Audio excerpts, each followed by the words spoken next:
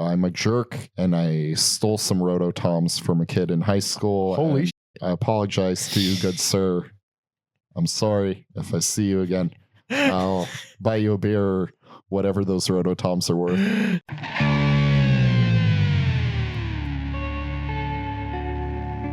Welcome to Every Album Ever with Mike and Alex. My name is Michael Mansour, and I'm joined, as always, by my handy, trusty co-host, Alexander Volt. Say hello. Hello.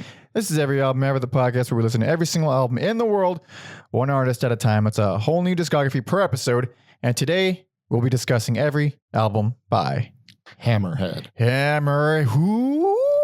Exactly. New to me. New to you. Not new to me. Okay. I've been a fan since I was a young boy. That's not true. Teenage boy. You would be. I would. This is my jam. The noise rock stuff. This is where I thrive and where I shine. This is some of my favorite music ever in the world.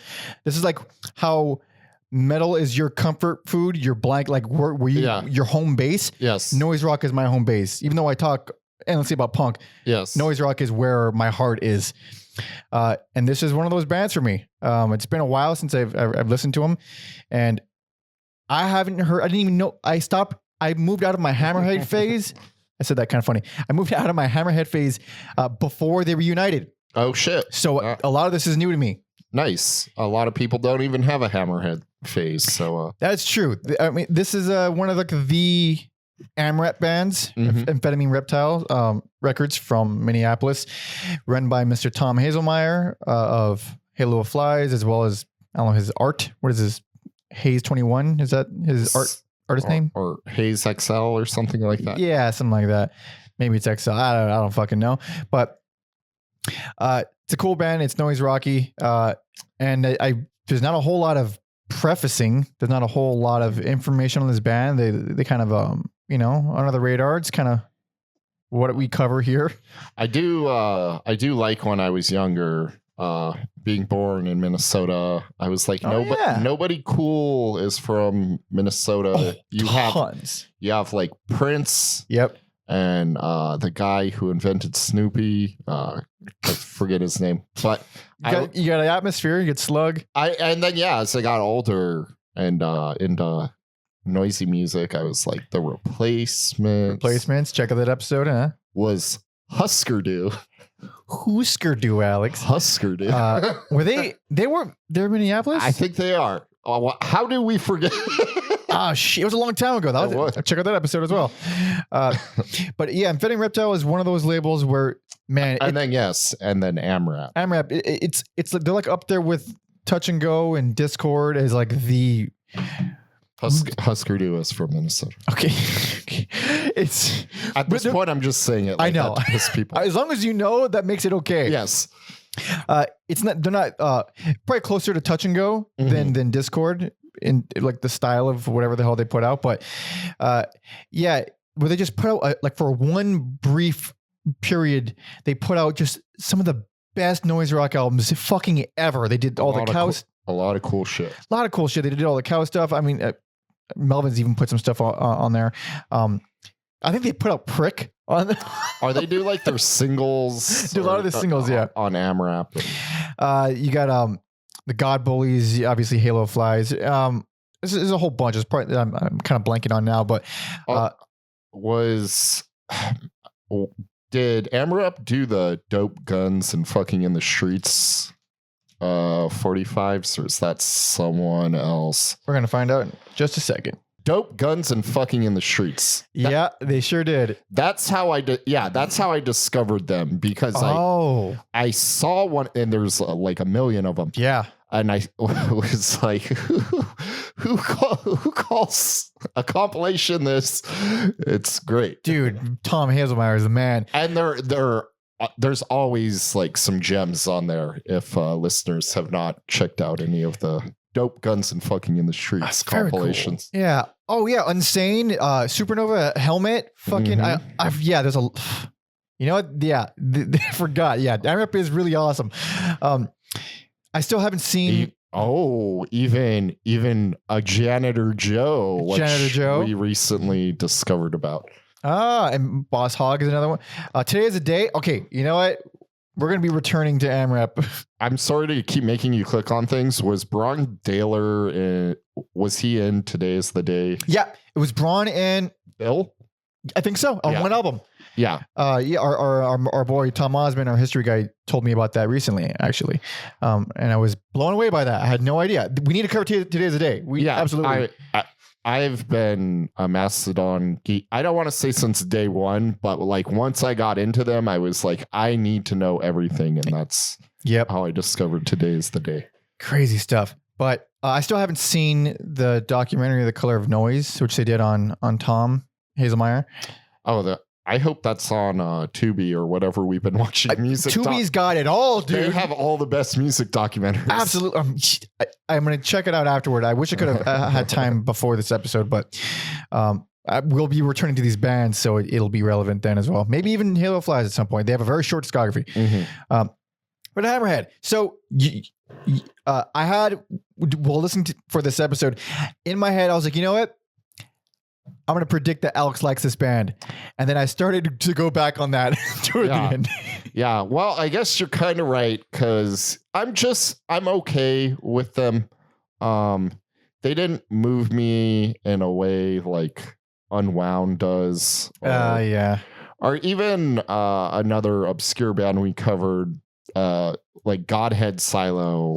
Really? You like Godhead Silo more? I'm going Hammerhead 10 times out of 10 over Godhead Silo. I know you are, but nothing. Well, I should say not too many things were bad, but I didn't outright love too much either.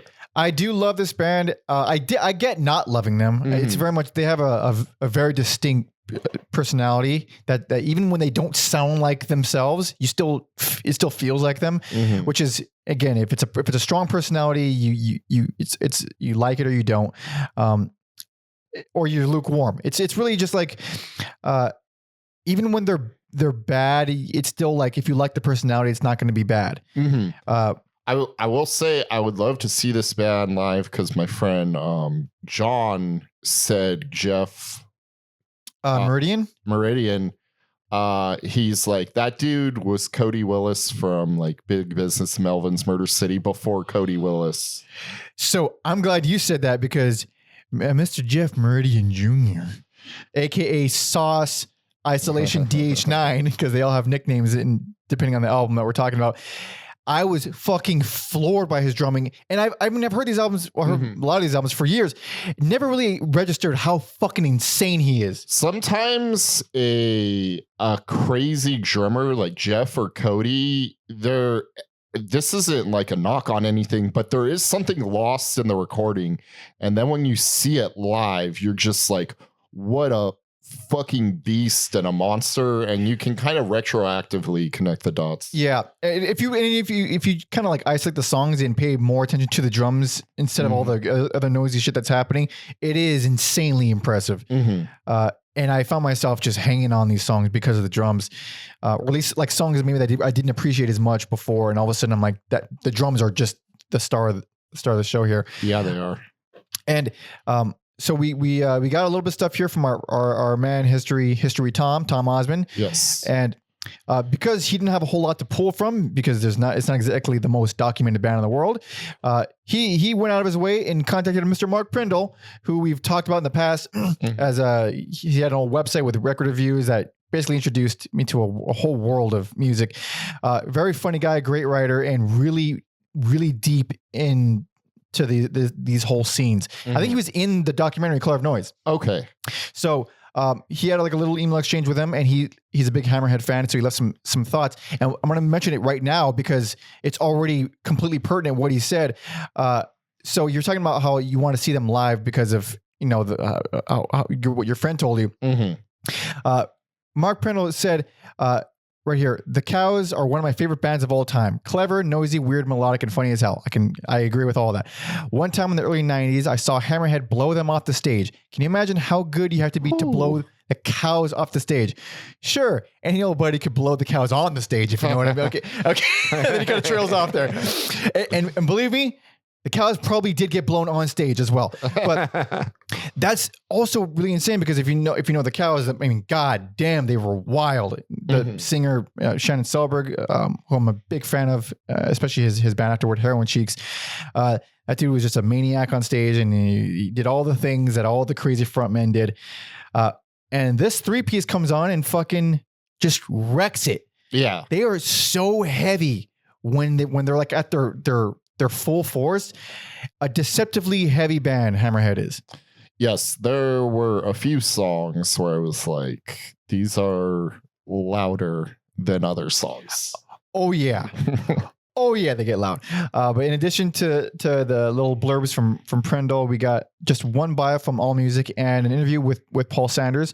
So a quick rundown of the members here. I am thankful for Tom this week too. Maybe I'm getting a little ahead, but the wiki says they formed in Minnesota, but that is not the case, and Tom has straightened that out. So. He has, but yes, really helped. I wouldn't have even thought to question the thing like that, but yeah. But then again, people who write the Wikipedias for not lower. That's already. They're doing their best. They're piecing things together. They put it's just with very little information. It's Wikipedia, man. Like you know, we know what it is, and it's not even like an overtly like wrong thing. It's just an interesting. Not quite. That's good to know. Yeah, an untruth. So thank Christ we have Tom. But members, we got Paul Sanders, guitar vocals. AKA Stingray Interloper, Paul Erickson in bass and vocals. I think he's the main vocalist, AKA Apollo Liftoff, and then of course Jeff Mooridian Jr. on drums. We have a brief stint with Craig Klaus on guitar in 95 or 96, right before they broke up the first time, or broke up the only time really. But he's not really around. The core three. Or the two Pauls and Jeff, like these are the guys, and it's mostly unchanged in the entire existence of the band. But to start it out a little bit, they didn't like you just said, they didn't start in Minneapolis. No. They started in a fucking snowy wasteland, Fargo. Yes. And Minnesota, it could be a snowy wasteland, but it's not. But Fargo is. There's nothing. I mean, the whole movie is all they got. The movie and the show is what Fargo got. And actually, it's pretty cool. But they formed around 1990, and then they moved to Minneapolis a few years later, and got in touch with AmRep, who put out the vast majority of their albums, and every album in their first incarnation, anyway. But according to Sanders, he said, when we started playing in Fargo, there was no scene. You don't say. The music we created was inspired by movies, TV shows, art, and records. What we've done has always been far removed from the mainstream. Kind of similar to another obscure band we did, the Smalls, but they were really isolated. And they stayed that because at least these guys moved to Minneapolis where there was a little bit of a hub. The Smalls, you could take a few-hour car drive to the cities. Yeah, the Smalls, on the other hand, they died because they were stuck. They died because they couldn't find anywhere that would feed them, essentially. And the band is also influenced, like this here, he said movies and TV shows. Taxi Driver is a recurring theme among the band, the movie Taxi Driver. They also cite Jim Thompson and James M. Cain. And then some peer groups like Unsane, Surgery, and Bastro. Sanders also says we grew up listening to all kinds of stuff like The Who, Miles Davis, Huskadoo, Flipper, and Kraftwerk. We didn't just put on a Black Flag. We didn't just put on a Black Flag record one day and stop there. Flipper. We will cover Flipper. Yeah. That is a band. That is a fucking band. Whoo boy. But yeah, that's interesting. You never guess the Kraftwerk influence, but along the line, somewhere later on, you kind of like, oh yeah, there's some wacky electronic stuff. You kind of see where it comes from. Kind of peppered in there. Yeah. Yeah. But that's pretty much it for the backstory. So today we're covering what? Fucking eight records. I believe it's 5 albums, 3 EPs. Something like that. It went by real quick. Yeah, there's a lot of short records here. That's for damn sure. But first album came out in 1992. Last one, 2022, last year. Hey, totally missed that one too. Didn't hear it last year. I mean, we'll get into it. Oh, we'll get into it. Breaking news. Manscaped is now selling beard products. That's right. They've gone from waist to face to help you replace that bulky razor with a brand new Beard Hedger Pro Kit. Manscaped helped you get the golden rod of a Greek god. And now they've created the best tools for you to turn heads with a clean, perfectly groomed and conditioned beard. Finally, tame your mane by going to manscaped.com and using our code EAE for 20% off plus free shipping. Now, clearly, I have a big, full, bushy beard, and I promise you nothing has helped me take better care of it than the Beard Hedger Pro Kit. This kit is about to change your life. The Beard Hedger Pro Kit has made it easier than ever to craft your signature look. This kit will take your facial hair anywhere from Gandalf to totally bare. It all starts with the Beard Hedger. This thing is a juggernaut of fixing faces. First off, this waterproof cordless trimmer has a rotary wheel that gives you 20 hair cutting lengths, all with one guard, so no more messy drawers full of extra add-ons. This thing has personally changed the game for me. I don't know how anybody else hasn't come up with something like this. It's probably because they're fucking stupid. It's so convenient. It's insanely convenient. Any length you want. I go for a 2.5 millimeter every single fucking time because I'm predictable and I like just a little amount of stubble. With 20 lengths, it's never been so easy to find your signature beard look. Plus, the trimmer has a titanium-coated T-blade that is tough on hair but smooth on your face, leading to a single-stroke efficiency that brings satisfaction one stroke at a time. The Pro Kit is much more than a trimmer, though. It comes with 4 dermatologist-tested formulations for your post-trim care. It has the beard shampoo and conditioner. All your hair is different, and your beard hair is much more coarse and easier to damage. That's why the kit has shampoo and conditioner specially designed to moisturize, reduce ingrown hairs, and replenish your natural oils, promoting beard health. It also helps to shave in the shower. Next, the kit has Manscaped's beard oil. The nutrient-infused oil relieves dryness both on the beard and the skin beneath, while adding a little shimmer and shine to liven up the look. Cap it off with the Beard Balm, a pomade that shapes, styles, and moisturizes, bringing the amazing scent of fresh eucalyptus, rosemary, and lavender essential oils. God damn. The Pro Beard Kit also comes with 3 free gifts, a beard brush, comb, and scissors to ensure your beard is ready to impress. So get 20% off and free shipping with our code EAE at manscaped.com. That's 20% off with free shipping at manscaped.com and use our code EAE. The Manscaped Beard Hedger Pro Kit, the premier solution to face grooming. All right, let's get back to the show. So fuck it, let's do it then. This is 1992's Ethereal Killer.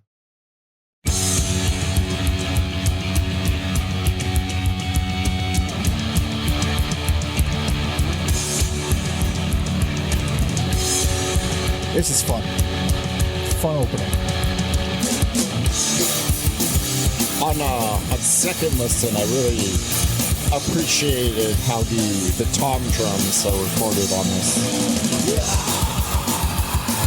And even the bass drum, like, it's punchy. Yeah. Punchy and clear. I'm just trying to hit the toms, dude. I want to hear what he's talking about. This whole section is no toms. I'm just dying to hear it. I know, we like went past it. Yeah. Kind of an unexpected turn for a song. Yeah.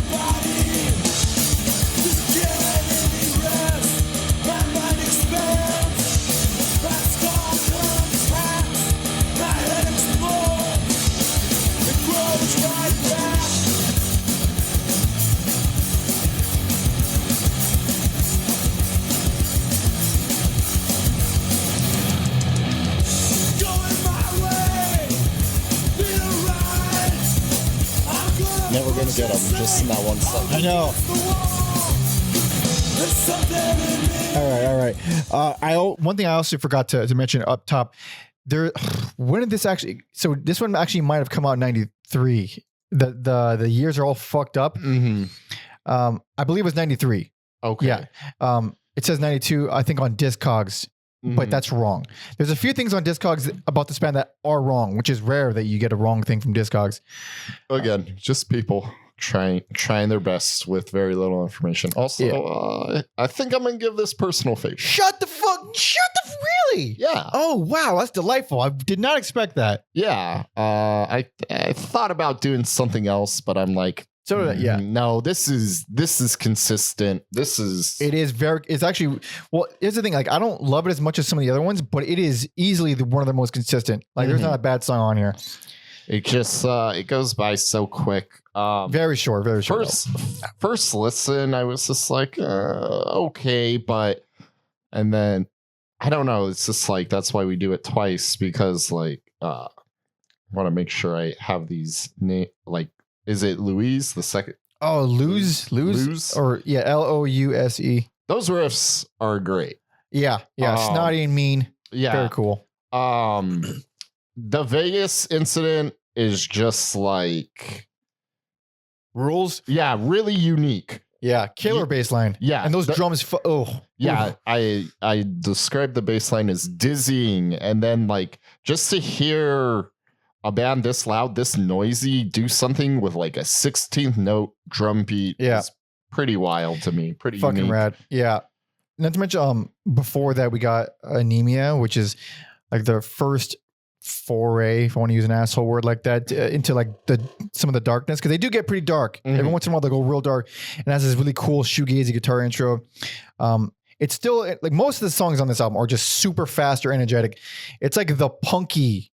Their punk album essentially. Yeah, I think that's why first listen it doesn't seem like much, but then when you absorb what they're playing, it ends up on Alex's personal. Yeah.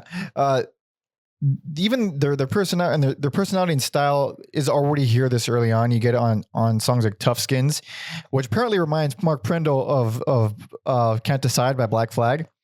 Yeah. I didn't think about that. I didn't think about that either. Yeah, it's interesting. That's a good fucking song though. Slumber Yard is just another one where it's just like, yeah, this drummer fucking rules. By that point in the album, it's only track 5, I think, but I was like, God damn, these songs aren't getting weaker. No. It's always, and that's, I said at some point in the past, like if you hit track 5 and it's still good, you're on to something. You're on a roll here. Also, my notes came through on Mole Boy. Those are like where I'm gonna play a little bit so we can get some of these toms. Oh yeah.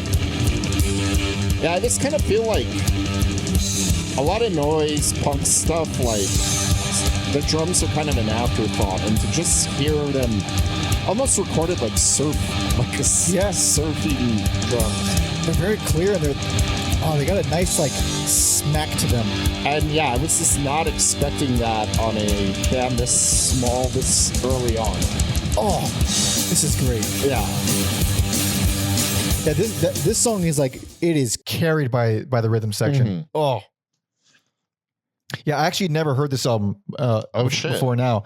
I don't know why. I don't even know if I knew it existed. I was a terrible fan, but to be fair, most of these albums are pretty hard to get your hands on. Yeah, that's actually, hold on. Yes, because out of the 8 records we're covering, 2 of them are streaming. And it's not this one, but they all are. I want to say all of them, if not all of them, then most of them are on the band's Bandcamp. So go support the band. They definitely deserve it, and they're still kicking. So please help them out. And it's, technically, I guess they are streaming, just not on the sites that don't pay the artists. Yeah. So apparently, this was recorded while they were still in Fargo, which is I don't know how that happened. I don't know how. I almost want to ask, like, where? Yeah. Who? Why does it sound so good? Yeah. Maybe because it was put on AmRep, right? So maybe they recorded it while they were in Fargo, but they were already signed to Amphetamine Reptile or something. Let's go back to the album. You have anything else to add? It's over and done so fast. Like, yeah, there wasn't like a whole lot to really sink your teeth into, but it's like, it's just consistent. It's solid. It's fun, and it's lively. Yeah. Yeah, I dig it a lot. But I think one thing I did catch is that if this album was any longer, it would get boring. It's like the perfect brevity. Most definitely. They have a lot of samey stuff. A lot of samey for sure. They usually know when to like cut it though. Yes. Like, I don't know. It's just it's a good taste kind of thing. But even this early on, even though they're really energetic and fun, and this is a fast album, there's still moments of beauty here and there. There's still like there's still inklings of some evolution that we're going to see later on. But it's a surprisingly strong debut from a couple guys from the middle of fucking nowhere. Most definitely. Hell yeah. So Alex's personal favorite, but time to move on to their first EP, second record, same year, 1993. This is the Evil Twin EP.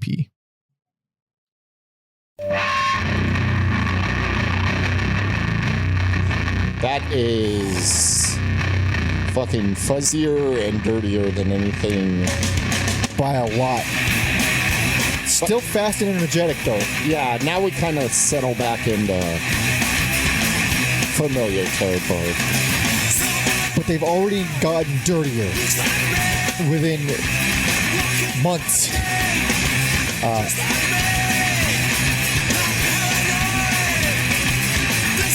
Yeah, this is basically a song from the first album, but just grittier.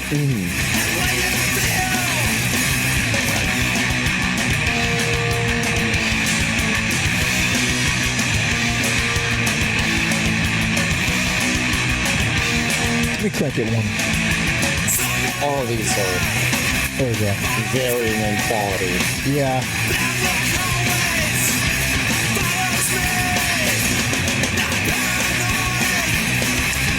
All right. We kind of got the idea for that one. Once again, never heard this one. I'm going to be honest. I've only heard 2 albums before this. Oh, okay. But yeah, no, I haven't heard this one. Dig it. I dig it too. Yeah, I don't know. It's okay for me. I was pleasantly surprised. I thought they were only getting better. There's some, like, Anvil is a fun instrumental track. Anvil rules. I mean, we're like a minute and a half in. It gets super melodic. I think it's fucking awesome. Something like Peep, I don't love, but I'm like... So I do like Peep a lot, but the last 3 tracks are... technically, this is a compilation. Mm-hmm. It's just it's kind of confusing. So I think the original Evil Twin EP is just the first 4 tracks. Okay. Ending at Washout. The final 3 tracks, I think Peep and UV are from the first single, very first single. And Load King is from a previous 7-inch, but I think this version might be re-recorded. I don't know. It's a little convoluted, but most versions, it's all jumbled together, but the last 3 tracks do sound different than the first 4. That's why. Load King, though, is I think that's the best song on this. I dig it a lot. Yeah, I dig it a lot. It's the hardest hitting thing on here. It's the best song. What was it? MIA? It reminds me, it's kind of reminiscent of Goons of Hazard by Dead Candies. Mm-hmm. Very cool. I don't much love Washout. It's not bad. It's just one of the flyover songs for me. But again, it's just like, yeah, it's strong, it's dirty, it's mean, it's a little uneven because I could hear the differences between the last 2 tracks and the rest, but I find there's basically no evolution from the first one to this one aside from a little bit dirtier. Just put this one in no harm, no foul. Exactly. Yeah, I dig it. I think it's fine. I'll go back to it, but it's not like going to stand on its own as one of their greatest records ever or anything. But what happened around this time? So this is what, or at least around this time period, Paul Sanders says, when we play shows, there are some times when it feels like the band is turning into an animal, and then it starts hunting, and then it finds its prey, chases it down and kills it. Then it eats it. That feeling is still there. When that feeling leaves, we promise to stop playing, but it might take a while. God bless him.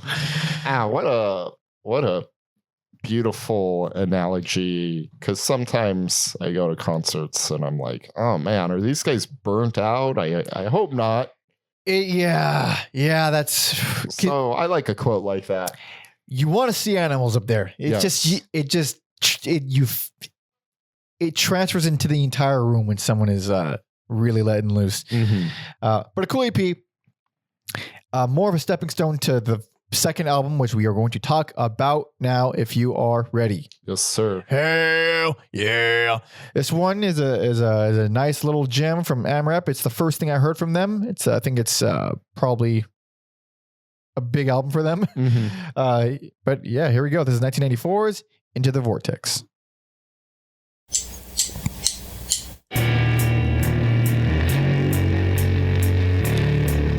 Oh, already it is very evil. Very mean. Also, I don't know if the AmRep guy did their album covers, but this is a cool one. Love this album cover. That's there was a couple different ones. Yeah, there's two different ones. I'm talking about the one with the stars, man. The reissue? Yes. The reissue is excellent. Yeah, I actually do like that cover a lot more. It's like a skeleton in an astronaut outfit. Yeah.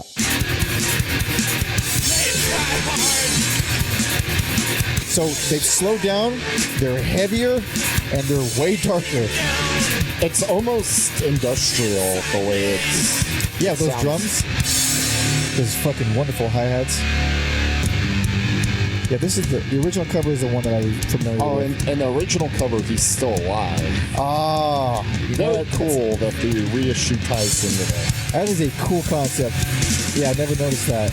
Yeah, Hayes did the original cover. I don't know if he did the reissue, though.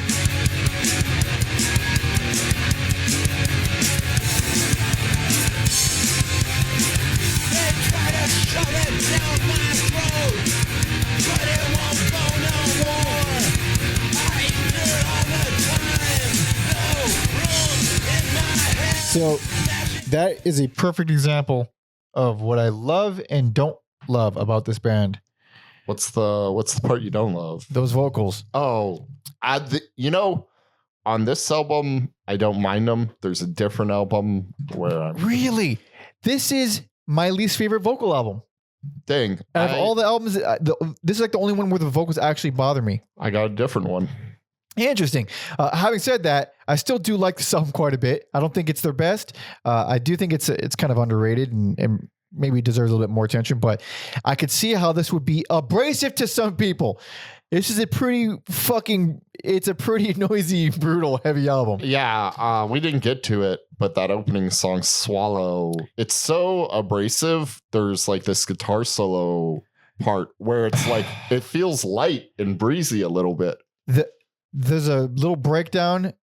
I know what you're talking about. The guitar solo is rad, but there's a breakdown at 1:50 that gives me chills to this day. It will never not give me chills. Yeah. It's so fucking cool. Yeah. And I've always loved that song. And then the follow-up, the Starland Locomotive, it shows that the opener was not a fluke, and it is just as fucking heavy and pissed off and dark, and it's almost teetering on sludge metal. Yes, this album is cranked up to an 11 all the time.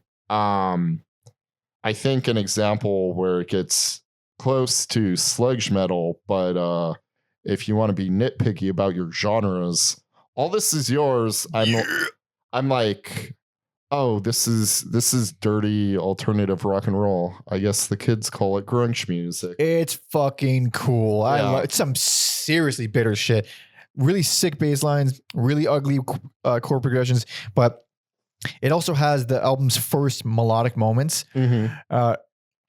It's more reined and tight than the previous tracks on it. It's a strange fucking song, but oh god, it's great. And those drums are fucking awesome. I really enjoyed the last 3 tracks on this album. Really? Yes, which is because they're so different, and it's so uncommon where I'm like, oh man, those last three tracks, you don't really say that about. Yeah, no shit. You may be like, oh, the first 3, but like the last 2 tracks are my least favorite songs on the album. Easily. Dude, I think Empty Angel is rad. Yeah, it just does this like high wire act while juggling like weird light stuff, heavy, and you get speed. I'm just like, I don't know how they pulled off all these. And then Galaxy 66, I love again a very like drum driven song. I love the galloping floor toms, and then it goes into the snare. It's almost like Western music meets surf music. I found that one to be almost dancey. It is, for sure. Just in a very ugly noise rock kind of way. For sure. Journey to the Center of Tetanus 4, the closer, and it's a pretty big, long, 7-minute, noisy, heavy, jammy, chaotic song. The title is, it's exactly what you want for a album with an astronaut on the cover. That's true. Even though I don't love it, I do like the moments where they rein it back, like they rein it way back. Mm-hmm. Overall, kind of rare on the album. And then the final third chunk of the song is fucking rad. Yeah, rare for this band to ever. Very rare. Yeah, they're quite loud. So our I guess we can officially say friend of the show, Mark Prendel, he talks about this album a lot. He said, says, Into the Vortex is one of the diamonds in AmRep's crown. When it was released, I shared a 3-bedroom apartment with a drummer who was even more into AmRep than I was. Every night for weeks, he played that album as he fell asleep. Although he played it very quietly, our walls were paper thin, so I grew to absolutely love the bass lines of All This Is Yours and Breast before I'd even sat down to listen to the album for myself. Usually one would be irritated by a housemate's music keeping them awake, but how could I complain about Hammerhead? I'd be delighted if I had a roommate who liked this shit before I did. God damn. Yeah. But speaking of Breast, that song is also very cool. Again, it's another example of those. He said it right here with the bass lines. Mm-hmm.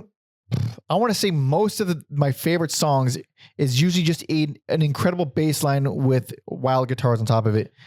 I think a lot of times it's easy to get caught up in like big production or and even I'm guilty of it. Like, like are fond over that Portishead live album. Mm-hmm. But there's something about a 2 or 3 piece band where it's just like every member is the show. Like every single member is equally as important. They're so on point that, what's another band that does that? Oxbow? I mean, there's a singer, there's a separate singer, but like the 3, guitar, bass, and drums, it's like they're so fucking tight and on point that it sounds like it's a massive I think band. I think you mispronounced the White Stripes. Did I? I'm sorry. No. I didn't mean to make that mistake. No, I just know how indifferent you are towards them. And, it's extremely. Yes. That is one band I don't think feels very big for what they are. I mean the records, I guess, but you can do a lot with that. But I mean like live too. No, I just want to get my jokes. I know. Also, like Shellac or any Albini band, where they just feel gigantic, even though it's just 3 people. Or but like Big Business is. That's impressive. It is. It's the most rare when it's 2 people. Mm-hmm. Jesus Christ. Ohm is fucking insane. You really gotta carry a lot of weight when it's just 2 people. Ohm had a fucking. I'm not exaggerating. A wall of amps, like the first time I saw them, from one end of the stage to the other. And that's a lot of amps, dude. I was like, are these even all plugged in? And then once Al hit the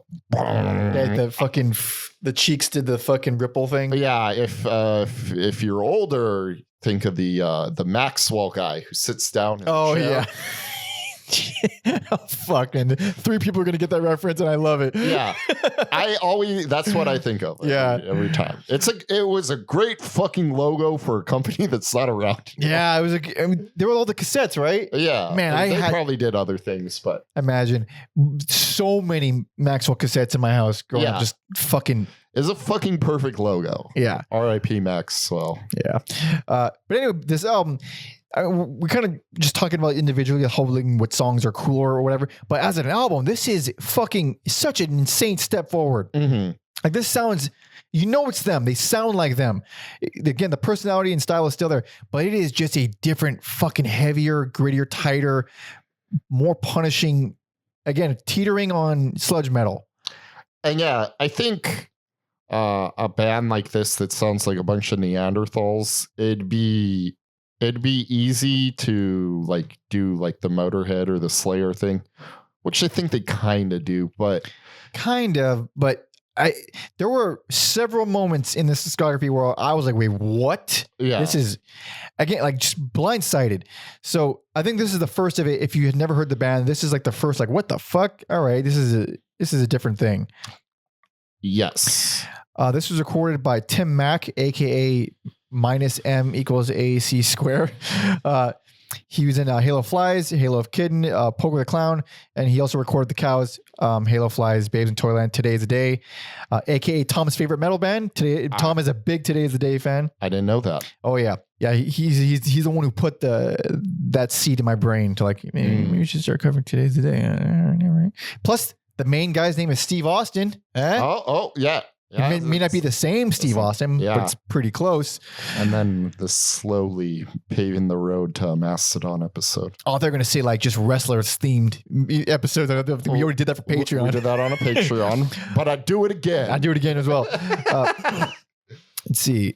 So right here it says that they had relocated to Minneapolis by the time this album came out. It witnessed the trio moving their driving minimalist sound into a more focused but no less uncompromising direction, with lyrics taking on greater importance. Pretty cool album. I actually quite like this album. I have a lot of fondness for this one. It's a great step forward. It is abrasive as fuck. It is not going to win everyone over. You know what? I think we've done so much abrasive stuff. We're coming off the heels of doing Swans. That is true. Part 2. Yeah. I'm just like, this is, I'm like, oh, this is no, this is breezy for us. This is fun. But I'm trying to put myself in the brain of a regular person. Yes. And I see this album as one of the top ones of being like, damn, that's harsh. Yes. Because they can get pretty catchy. And this is not catchy. This is just fucking brutal. Unless you've been listening to Swans and God, then you're fine. You're fine. You're fine. Listen to Swans and God. They're both so goddamn good. Underrated album. Check it out. If you're a noise rock person and haven't heard this, you must. But here we go. Are you ready for the next one? Yes, sir. Hell yeah! This is the last album before they broke up in '96. This is 1996's "Duh, the Big City."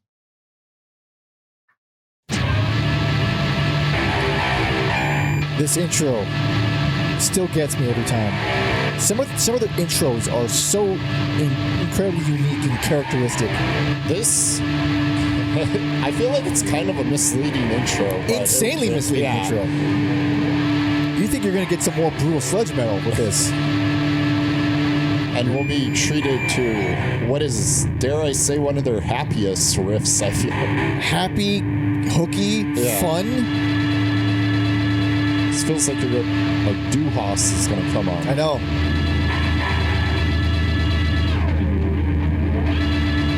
Should have time-stamped it. It's a cool intro, though.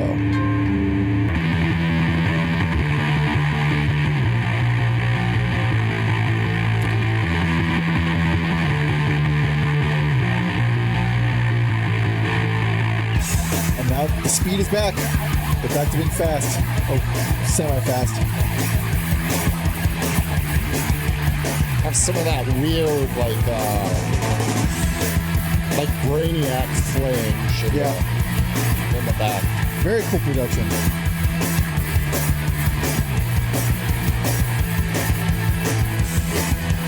This could almost be a Pixies song. Yeah, it's a lot dirtier, but I love that, man. Just a hooky bass line with the coolest guitar lines over it. So fucking rad. Oh, I love this.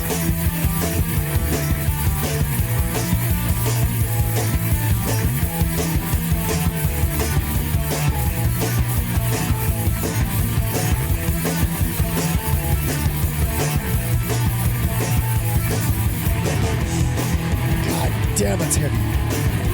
The bass on this album is unmatched.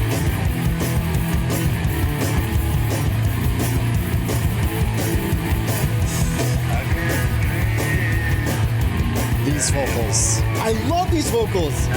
I fucking love these vocals. I legitimately like them. I don't care for them.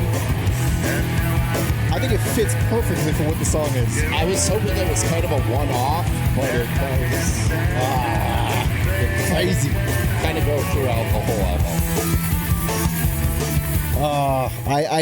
I thought, when I first heard this forever ago, I thought those vocals were a wonderful surprise, because just the way they're kind of toned down behind this really energetic song.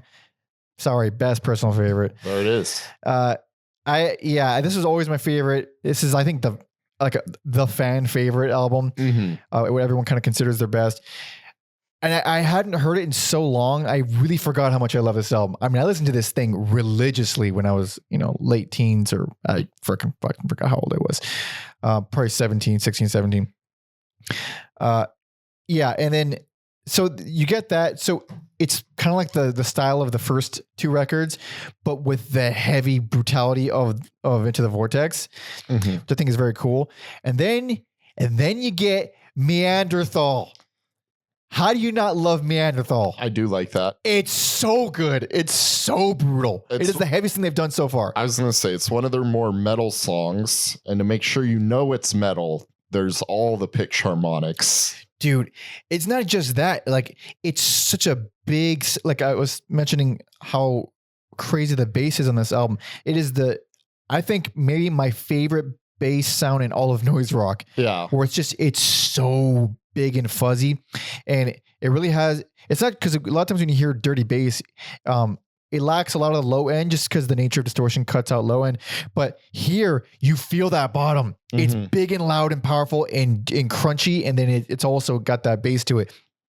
And so Neanderthal has this big, slow, sludgy, heavy sections, and then it cuts into these super, really, really, really fast sections that with these insane drums. They're very cool sections, but when it goes back to the main one, it's that much more brutal. Yeah. Because like you forget, like, oh yeah, this is like the heaviest bass I've ever heard. It's so cool. New York Alone, one of my all-time favorite noise rock songs. Period. Some great guitar playing on that song. Great stuff. It's like a minute long. It's one of the coolest riffs ever. It's got even though it's super short, you hear these really strange, like you mentioned, Brainiac, like just these strange wiggly electronic sounds. Sometimes it's a guitar, sometimes not. Probably. I always think of like oh, I want the flange or whatever. But like it sounds like you're underwater too. There's a lot of moments like that on this album. The production here is actually stellar. I think this is probably the best produced album, at least like sound quality wise. And then even with like the layers and stuff, like this is pretty incredible shit. The cowbell on Mission Illogical is a nice touch. Yeah. It's not a thing that I don't think they ever used cowbell anywhere else ever. That's another crazy like Blinking You'll Miss It song. Yeah. There's a lot of short songs in here. I like every song on here. We're not counting fucking Mr. Bismuth, which is obviously a troll track. Noise and feedback on that one. It's not just noise and feedback. It's an obvious troll song because it's 3 times louder than everything on here, and it comes on abruptly. So it's like, okay, dick, like. Yeah. This is not a quiet album. It's a loud album. Yeah. All the songs are loud, but that one is it's like peaking essentially. Yeah. So it's a dick move. It's the end of the album. I give it a pass because fuck it, you could skip it. But the only other song that I do like this other song. I like this song a lot. Said it funny. But there is a huge caveat to it, and that song is Victoria. Because it's just Night Goat from the Melvins. You know what's funny? I wrote that down too. It's the same riff, and put it on a little bit. Although, despite sounding like Night Goat, it has quite an intro on it. You might want to scrub through a little bit. But okay, go on. What you were saying. Despite sounding like Night Goat, it is an example of that great bass sound Mike has been talking about. I'm just gonna hop in here around 40 seconds. Cool.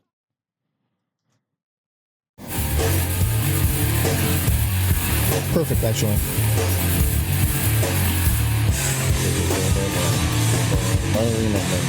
It's just missing a couple notes, but it's essentially the same riff.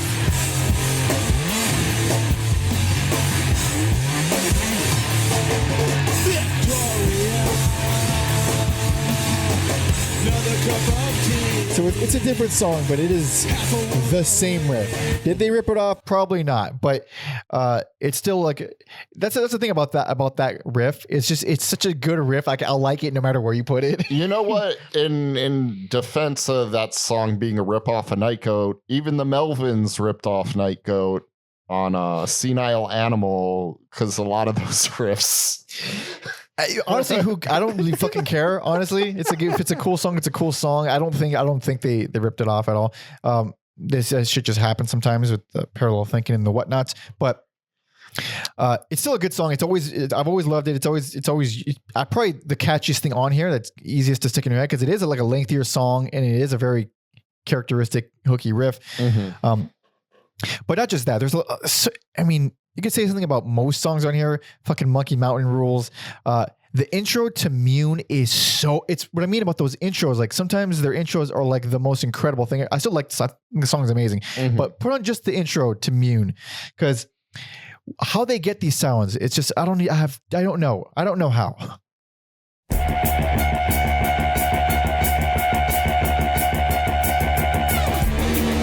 That is very cool. So cool.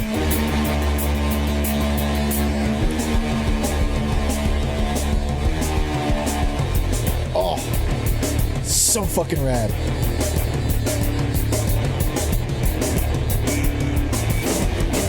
And yeah, I do quite like the song as well, but I bet you don't because the vocals are very similar to the opener. Yeah, I'm at this point in the album, I'm okay with it. Like, even like Monkey Mountain, I'm like, I don't love this, but I can't deny how good the playing is on that song. This is a really well performed album. Across the board, including the production, it just feels like everything kind of came together. The title track, which is the closer, I find it to be like probably one of the weaker songs. I still like it, but it honestly feels like a faster version of something from Into the Vortex. I don't know. I've always loved this album. I still love this album. It feels like a wonderful evolution that doesn't sacrifice an ounce of the personality. It's kind of combining everything that they have ever done, which is kind of fitting that this is the last album that they did for a long time. And it's not to mention it's just a collection of their finest riffs and songwriting. I think this is a noise rock classic, an easy go-to, an easy best. I almost gave personal favorite to something else. I'm still conflicted by it right now, but I can't deny that this one will always be in my life, in my repertoire, like forever. I've always loved this album. Yeah, this band was kind of a whirlwind for me to digest, but how so? Oh, just in terms of like distributing my picks. Oh, okay. Yeah, I thought I was gonna have more trouble. In the end, it just kind of sometimes once you finish the last album, everything is kind of laid out in front of you. Like, oh yeah, it's clear. So they broke up after this, and it says from their bio, the beginning of the end had already arrived when Sanders left the group in 1995. Other guitarists were enlisted to take his place, but none quite stuck. He went on to form more Ram, which later broke up, while Erickson and Mooridian Jr. formed Vaz, which, according to my friend John, are still active today, and he believes they're based out of LA now. So.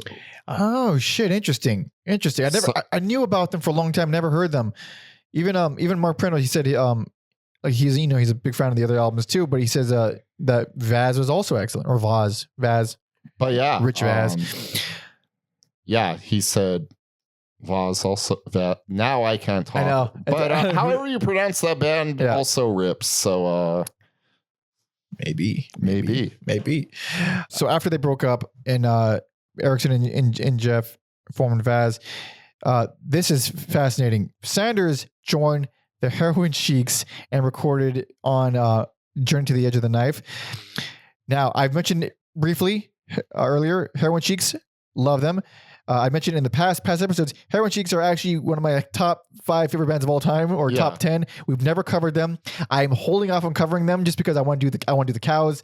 I want to do a bunch more AmRep stuff. Heroin Sheiks are one of the most disastrously overlooked bands. Like they literally broke up because they couldn't survive. It was the only reason they broke up. And they're one of the fucking best noise rock bands ever. It's a singer from the Cows, Shannon Selberg. And Journey to the Edge of the Knife was their last album. I did not know Paul Sanders was on that album. That's very crazy. There you go. They went through a few different lineup changes, and it's a very good album. It's my 3rd favorite album, but they only have 4 albums, so I don't know. Like, they're all good, but crazy stuff. But in 2010, Hammerhead played 2 reunion shows. One was AmRep's 25th anniversary, and the other one was Death by Audio in Brooklyn. And following that, they released the reunion EP. Now, I actually remember that reunion, the AmRep 25th anniversary. I remember Hammerhead playing. I remember other bands playing. I remember Shannon from the Cows playing the national anthem on bugle because he was a bugle man in both bands. But I remember thinking like, holy shit, it's Hammerhead. It's crazy. They're playing again. But it was already kind of toward the edge of like when I was like kind of getting out of that phase. So I missed the new records. It's fascinating stuff. But they released a new EP and they're back and they're still back. And this one is technically called Memory Hole. It's also called Anarcho-Retardist Terror Exhibit, which I think is a much better name, but Memory Hole's a lot easier. And this is what? Yeah, this is 2011. So you ready? Yep. Oh yeah. This, Memory Hole.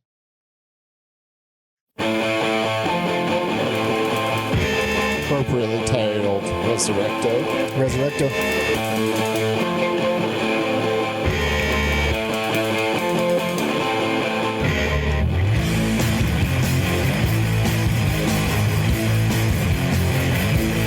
So not dissimilar to what we were used to at this point. It's kind of crazy how nothing changed.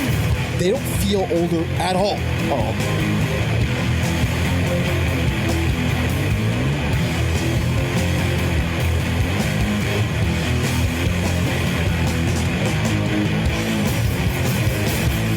This one has like a campy darkness to it. It's kind of cool.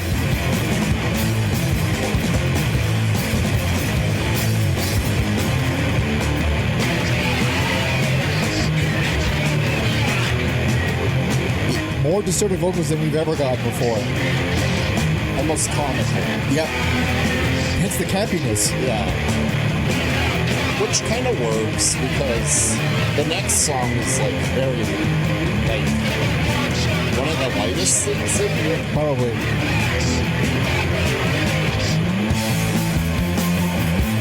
Very cool. I actually quite like that. And I was like, oh shit, they're still good. Yeah. They're still good. This is really better than you could have ever hoped for a reunion. Yeah, I was going to ask you about that because, for me being spoiled, just listening to it immediately after and not waiting, I was curious, like how do fans?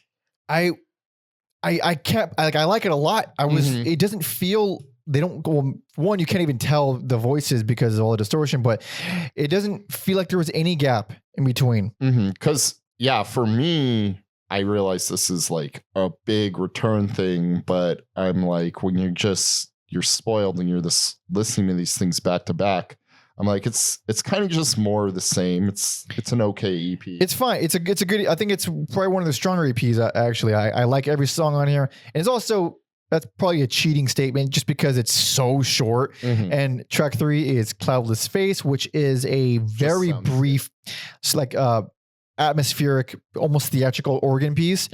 Surprisingly good though. I think it's like they've never fucked around with full on organs and electronic and like we're just gonna no drums, no band, and it's actually feels kind of cool. I think the title track is probably my favorite track on here. Memory Hole is the best thing on here. Fantastic. It's good. I guess that's worth the price of admission. I think the whole EP is fucking strong, and it does end quite strong. But like, it's also funny where a band can be predictable because of how good the drums are. Like, they're always good. They're always so damn good. And then the title track is like, fuck, man, Jeff is still that goddamn good. Still that dude. I think he played organ on this one, which is also neat. But according to Discogs, it says part of the AmRep showcase in Austin on March 17th, 2011. Hammerhead resurrect and commission Retardism, Art Movement, Stalwart, Haze, XXL, Tom Hazelmeyer, to hand make their first record release in over a decade. These 12 by 12 litho cut, hand printed and assembled 100 sleeves all have the needed blemishes, wrinkles, and imperfections to meet stringent retardist code. Is this a thing? Retardist?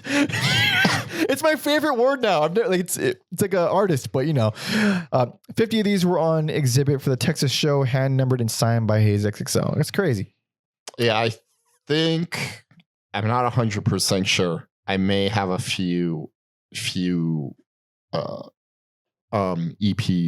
and or vinyls signed by. Oh, really? Interesting. They're fucking Melvin's albums. Spoiler alert. They're Melvin's albums. Shocker. This EP was recorded by Mike Wisty, who is a guitarist, singer, and songwriter of Rank Strangers. He also recorded Grant Hart of Who's Could Do, the Kelly Deal 6000, and the Rakes. It sounds cool. Sounds fine. Sounds good. And I think it's like it's such an inoffensive return. Like that's a good way to put it. Yeah, because it could have been average and been like, all right, well, it wasn't too bad. But this is like, oh, this is just as good. This is I like it just as much as the fucking Evil Twin EP, which is pretty goddamn cool. But we have a couple more. We have a few more actually. Now the gaps are getting bigger. Even though they've reunited, I think they live in different places now or like different states. Well, yeah, if they're like in LA and then. Yeah, well, who knows where else? I forgot who. I think Jeff and Erickson were in New York, and then Sanders in Minneapolis. So, or at least at the time of this next record. But yeah, the gaps are getting bigger. So this is 3 years later. This is 2014's Global Depression EP.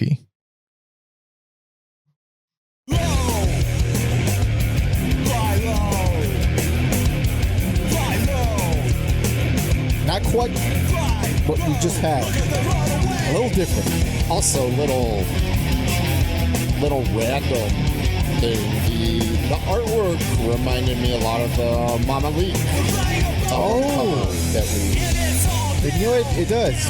It's both like a hooded guy in red. Yeah, same color, same kind of hood. Yeah. So more obscure bands to check out if you're just joining us. Mama Leak.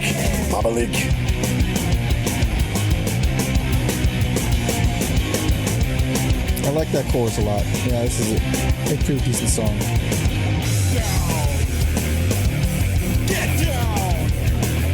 That one really does feel AmRep-y. Yes, I don't know if this is controversial, but I like this one better than the previous. Really? Yeah. I like this one much less. This was like the first record. I'm like, all right, I don't love it. It's fine. It's actually a cool record. I do enjoy it, but there's two songs on here that really drag it down for me. And I probably love them. I'm sure. Outer Rim, not a fan. I love the drums on Outer Rim. Oh, really? So much. That one and Descended from Apes. That one's okay. You can have that one. It is what's also the strangest, silliest thing they've ever done. It's like an 80s dance beat with some congas on there. Yeah. I don't know. It's just kind of strange and odd. Also in the notes, I don't know if they might be rototoms. I saw there's some notes about rototoms in there. You know what? Yeah. You're right. Rototoms. Yes. Like it only matters if you're a drum nerd. Yeah. Everyone else, you're fine. Yeah, it's the drum that doesn't sound like the drums we normally hear. Probably every ska band has some rototoms in it. Yeah. Oof. But make your case. Convince me. What's going on? Real quick, because I don't know when I'm a jerk and I stole some rototoms from a kid in high school. Holy shit! I apologize to you, good sir. I'm sorry if I see you again. I'll buy you a beer or whatever those rototoms are worth. You live and learn, Yes. Sometimes we steal as young men and we don't mean to. I meant to. We definitely meant to when it happened. It was a dick move and I'm apologizing. Yeah, I like that opening track. I like how industrial and metallic Like a Wizard is. That song, yeah, I dig the drums on that one a lot. And then, like I said, Outer Rim, I just love the drums so much on that. kind of like when this band is using space for inspiration. Space how? Outer space. Oh, outer space. Oh. And then Another Room is just... That one is pretty great. Yeah, that's a solid Hammerhead. I think that's my favorite track on the album, Another Room. Really good bass lines and interesting rhythm choices on there. But I think Outer Room is the first song on the record to not sound super evil. Because now they're leaning into the darkness here. They're not like scary or anything. They're still like energetic and noisy and chaotic, but the riffs are very, very mean riffs. Cool. I like this one a lot more on second listen than first. Because on first listen I was like, oh, all right, and then second I was like, wait a minute, this is still good. I think this band. I think I had a little bit of fatigue, but my ears kind of perked up a little here. I kept thinking I was going to get fatigue with this, but I will say getting fatigue with this discography is weird because it's not a lot. No, it's not a lot, but I couldn't because every time I would be expecting it to sound the same, they would do something different. Like for instance, the last two EPs records, last two albums, the next two that we're talking about, I was fully expecting like, okay, longer versions of the stuff we just heard. But we're not there. We're not there and we're not doing that yet. But before we move on to the next ones, this is what Paul Sanders says about, I mean, this record was made basically with them far apart. And I guess they had to like try something different, essentially. He says, Erickson and Jeff were in New York when we were pulling the songs together, and I lived in Minneapolis. Luckily, technology overcame distance. The song Descended from Apes is actually built off of a demo I started at my house using GarageBand for some spacey guitar effect and vocals to a simple drum loop. Paul Erickson added bass and organ, and Jeff added the rototoms in the studio. We had enough time in the studio to do what we needed to do, but no more. We had to be efficient. But it's a cool EP. Alex's preferred, my least preferred of the two. But we got two actual full lengths. Finally, the first full length from their reunion. This is 2015's New Directionz.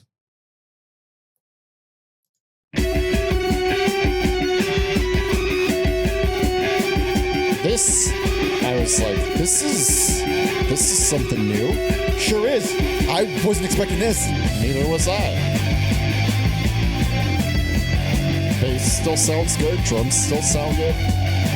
This does suffer from the worst drum production in their whole discography, essentially, which bums me out because this is so cool. And the drums are still doing awesome shit. What a cool riff.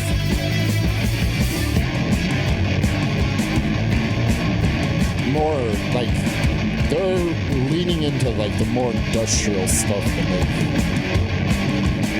have earlier. It's the least noise rocky they've been. It's pretty fucking noise. It's, you know what I mean, like noise rock. Okay, like AmRep noise rock. Yeah.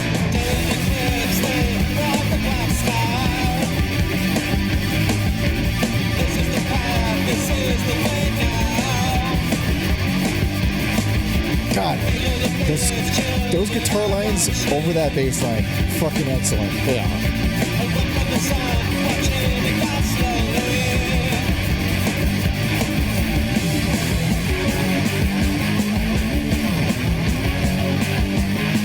So that one goes on a while and does a lot of different things. And there's a lot of different things going on in this album.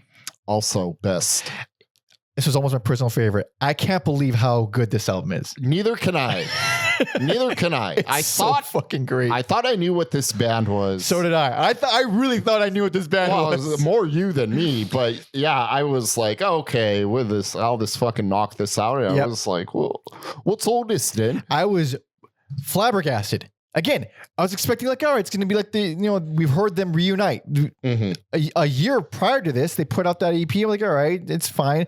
And then all of a sudden, they're like a kind of a different band. They're making really different, like super long songs, and they fucking rule. Yeah. It's interesting you said the drums were recorded. I think I was just so enamored I didn't notice. I'm going to revisit this album. They sound weak and quiet and muffled, which is just a production thing. Which is unfortunate because I feel like this is like the drummer's album. There are so many cool drum beats and licks and fills, and it's just, oh man, like fucking Melted Moon. Yep. It's just the spastic, almost dancey drum beat. And then like towards the end. Oh, the final chunk. Oh, that bass gets real evil. It's so rad, dude. Yeah. That song, man, like I think this album has like a bit of a rev to it. Like the first 2 tracks, maybe my lesser favorite. I still like them, but as with every song, it just keeps getting better and better. And like by the end of Melted Moon, I'm like, I am on board. I am on this train. And then Zooid comes on. One of their best songs. Easily. Hell yeah. I couldn't fucking believe how much I love that song. I love that song so goddamn much. I mean, one of the best things they've ever written. It's like, how is it possible? They're so late in their career. I don't know. The way you feel about Zooid, which is a great song, but it's kind of how I felt about Sector 5. Sector 5 is, rules. I'm just like, they're going so hard on this album for all 10 of their fans. Yeah. And it's awesome. I love it. It's great. And that's one thing, like they're still energetic, but they're not the same as before. These songs aren't really fast. They've somehow managed to crank out a jammy noise rock album. That's what it is. They've leaned into the jamminess. They're leaning on like one repetitive riff for like most of these pretty lengthy songs, and the layers are just coming and going. There's crazy. Usually the guitar lines are the things that are changing the most, while the bass is just sort of repeating the same thing. But it feels like they develop over their length. It's not like just boring repetitiousness, repetitiveness, whatever the word. So it does feel like this growing, blooming thing with each song. Also, the closing track, STE-001, Vlad all over. Sorry. Yeah. Just to be able to like close out on like an epic song like that. Yeah. How long is that one? That's a beefy one. It's long. Yeah.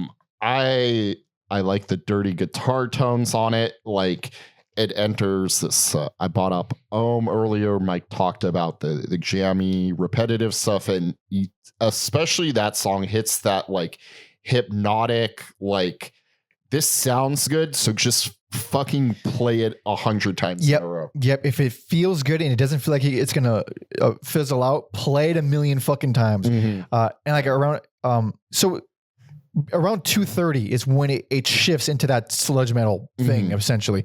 Because like the first 2.5 minutes, I'm like, oh, this is fine. I don't love it. It's not the most memorable. And then it takes that shift and it's like, you have me again.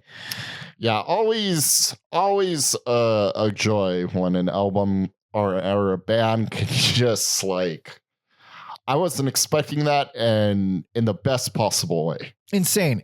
And like even looking at the name, like New Directionz is pretty on the nose because it is a literal new direction. Also, it's funny not being a new metal band and being in 2015, putting a Z in a word. That's the other thing. It's Directionz with a Z at the end, and you look, it's like, what the fuck?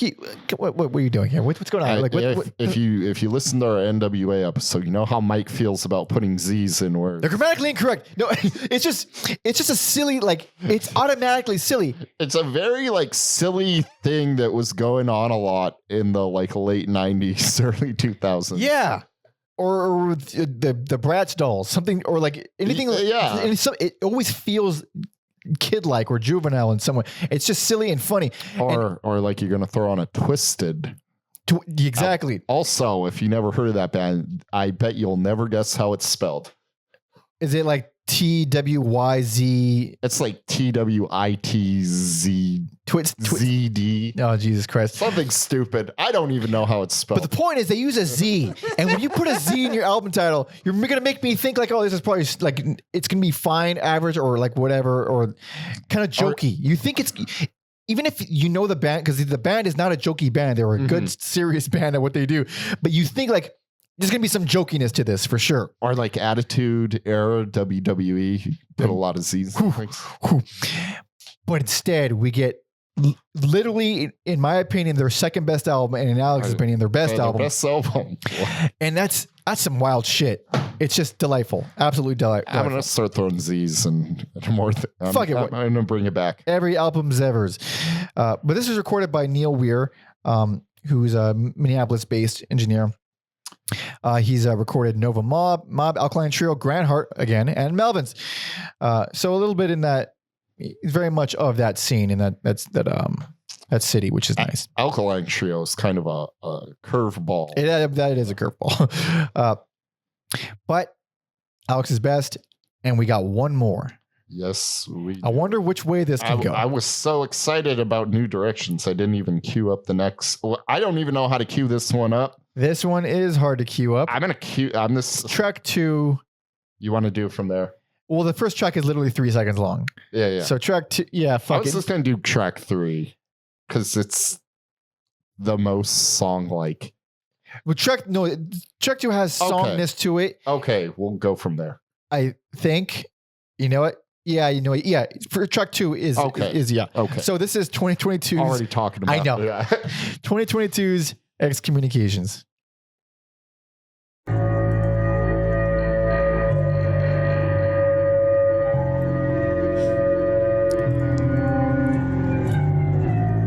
Also, this is self-released. Yes. I didn't mention last album is like the first album not on AmRep, I believe. I might. No, I'm wrong. The reunion in general hasn't been on AmRep, except for Memory Hole was AmRep, but Global Depression, New Directions were not. This one is no record label. So right now, what you're hearing is not what we're used to from Hammerhead. And you know what's funny? Because it's like, we like Godspeed. We're not opposed to something like this. Love Godspeed. If you are building towards something. Yes, that is how you do experimental. I don't feel like this builds. This does this for a long time and then ends.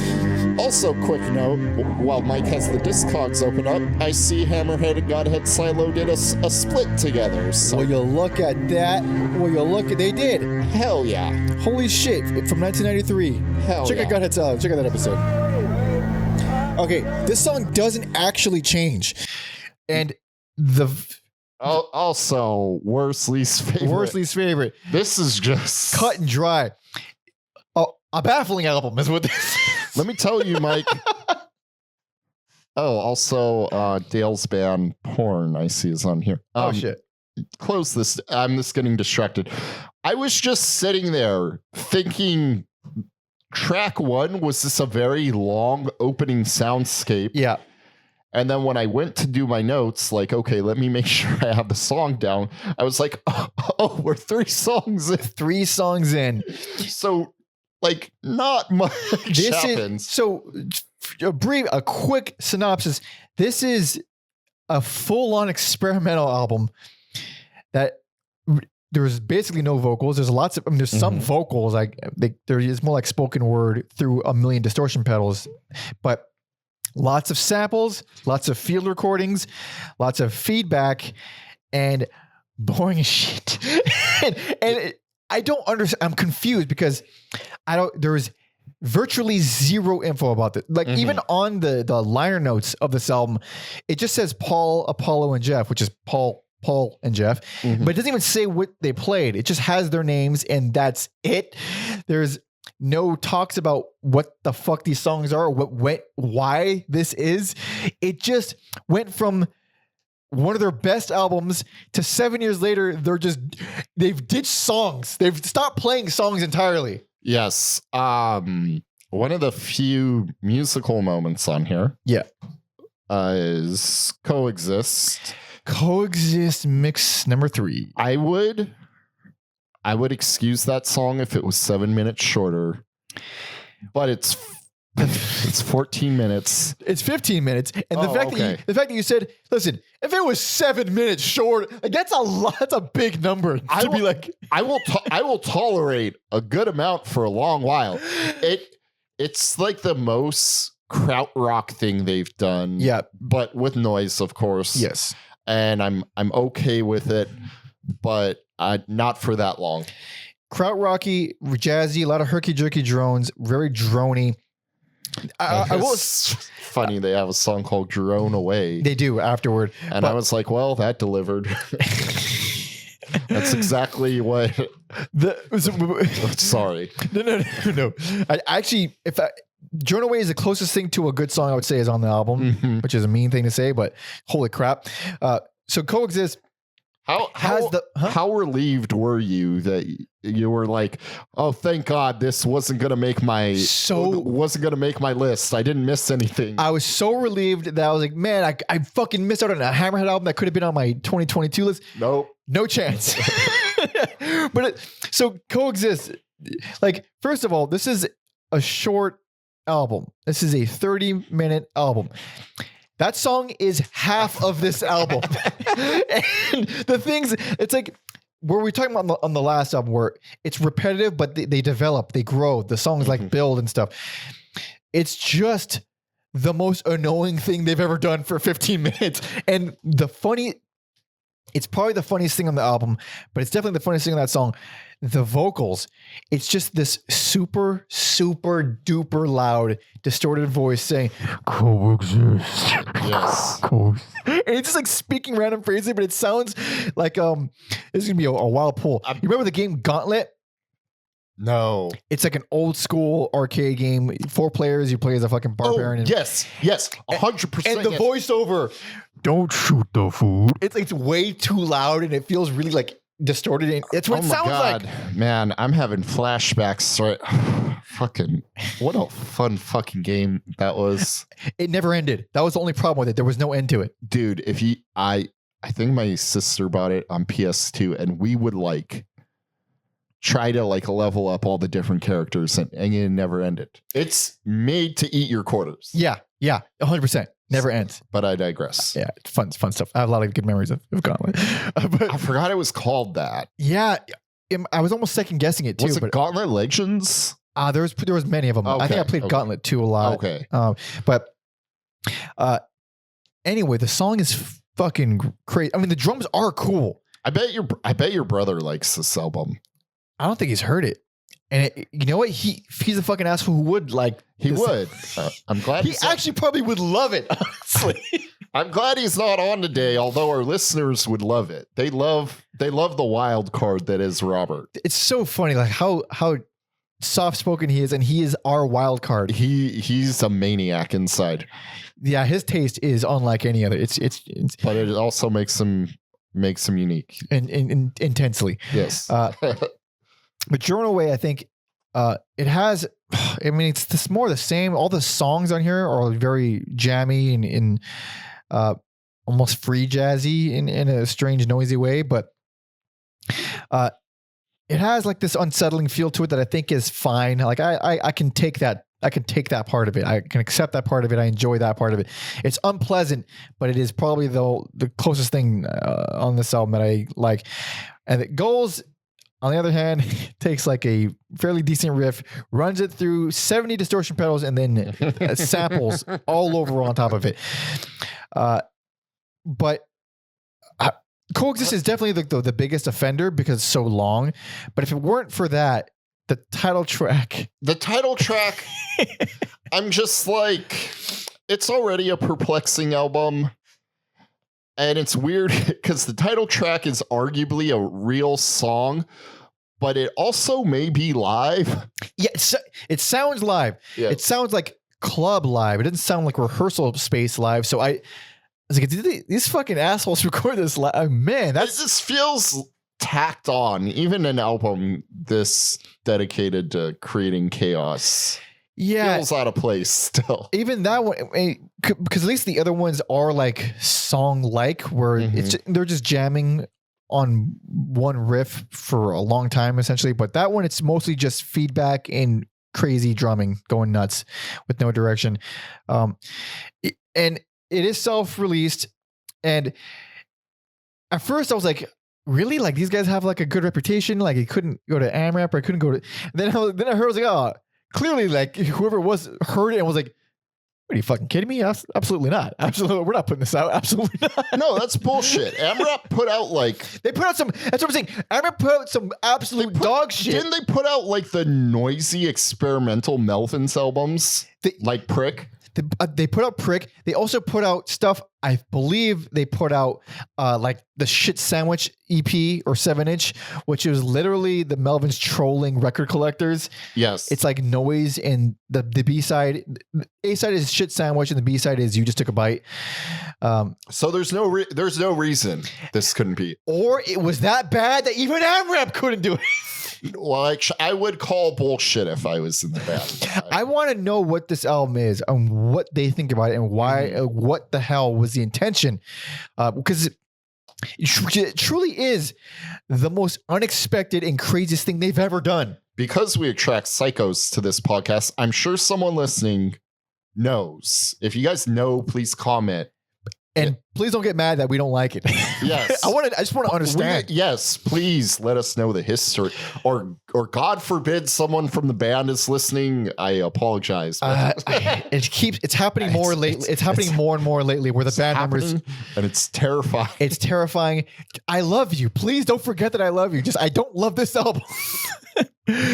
God damn. It's fucking wild though. It's like, this is one of the more fascinating albums that we've covered in recent in a recent time, because I just don't understand how it happened or why. Yeah, it's not even like, oh, it's so bad. Like, how did you guys suck all of a sudden? It's like, no, this is clearly an intent, deliberate. Yeah, this is.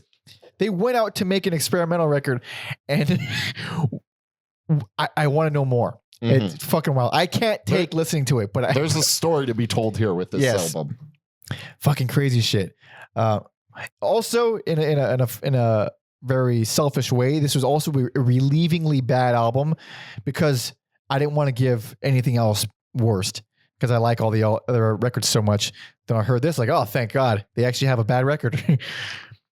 Oh, we might have fought. Oh, I know we would have fought. That's why I'm glad this didn't exist. We don't speak about if this album didn't exist, Alex. All right, because this band fucking rules. But yeah, I fucking. Yeah, check it out, dude. It's fucking wild. Ooh, another one in the bank. In the bank. So, hell yes. Thank you so much for listening and watching and hanging out. If you're a fan of Hammerhead, that means we want to hang out with you and hang out with us. So, do that. Cool. Let's do a little recap. For me, personal favorite, Ethereal Killer. There you go. If you only like the classic stuff.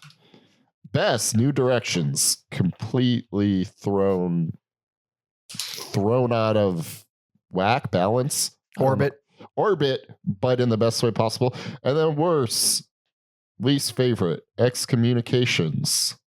Why is Gomorrah? Why is Gomorrah? Yes. For the one Marvel nerd. I knew the Gomorrah reference. I don't know the context of it. I'll explain it to you after. Okay. Yeah. Best personal favorite, The Big City. I mean, because people like this one. If you're a fan of Hammerhead, this is probably the one that was stuck out the most.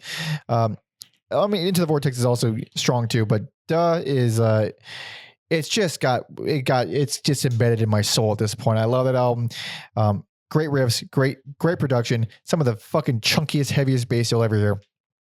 And then, worst least favorite, Excommunications, because I don't understand. And also, it's very abrasive and very, very... And Michael, that's coming from someone who loves abrasive music. I love abrasive with a purpose. That felt abrasive. It felt like the purpose of that abrasiveness was to piss off the listener. It felt like it felt very trolly. I wonder if that was the intention. Huh. But this was fun. I'm glad we did this. Thank you so much for listening and watching and hanging out. Leave some comments if you want to talk some shit. Leave your picks for best and worst if you want to play along. Some anecdotes about the band if you're an old timer. We love the old timers. I mean, I guess there will be a Spotify playlist. It'll only be off 2 albums. I'll let you. I guess it's just going to be The album, those two albums. Fuck it, just Into the Vortex and it's just Evil Twin and Into the Vortex. Yeah, so I guess find those, and none of those, we didn't pick those for anything. Into the Vortex is in the fucking description. We'll listen to that one. Go. Fucking goddamn it. It's better than nothing. It's better than nothing. The rest you can find on Bandcamp. So please check those out. Where are my plugs? Where are my plugs? Yeah, find me on all social media at Pander Monkey and Alex on Instagram at Every Album Alex. Hell yeah. Follow our history guy, Tom Osman, who dug up some dirt for us on this episode at tomosmansounds.com, as well as his Substack, tomosman.substack.com. And while you're at it, check out his debut album, So Much for All in a Day's Work, which you can find a link to in the description. And while you're at it, my debut EP, Pander Monkey, you can find that in the description as well. Patreon.com/everyalbumever is our bread and butter, where we do all the things that keep us fed. You get bonus episodes. You get to see our schedules in advance. You get to vote on polls to decide who we're covering next. You get to join our community, join a Discord, and suggest our EAE singles episodes. And if you're tier 2, then you can actually record. You can actually request a full ass discography like Hammerhead. I've been getting lots and lots of emails and comments about requests. Not happening. Not unless you're on the Patreon. You got to be in our little club. That's the only way. And there's also 1,000 of those requests still lined up on the schedule. So that's the only way it's going to happen. So thank you for doing that. If you have already, go there, do that. Hell yes. Hell yes. I don't think I'm forgetting any other plugs. That sounds about right. Yeah. So I guess we wrapping it. There's so many songs I would love to hear. There's a Neanderthal. There's even This Is Yours. There's so many things, but there's only one that I feel I need to, and that is Zooid. There it is. Hell yeah. So thank you so much for listening and watching. See ya.